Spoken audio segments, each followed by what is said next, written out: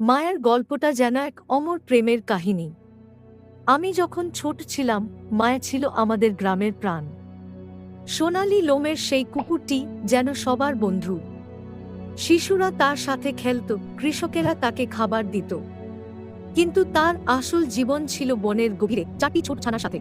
প্রতিদিন ভোরে মায়া খাবার খুঁজতে গ্রামে আসত সন্তানের জন্য। একদিন ভয়ঙ্কর গর্জনে আমাদের শান্তি ভেঙে গেল। ভালুক!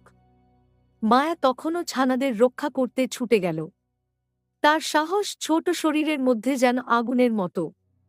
সে নিজের জীবন বাজি রেখে ছানাদের রক্ষা করল।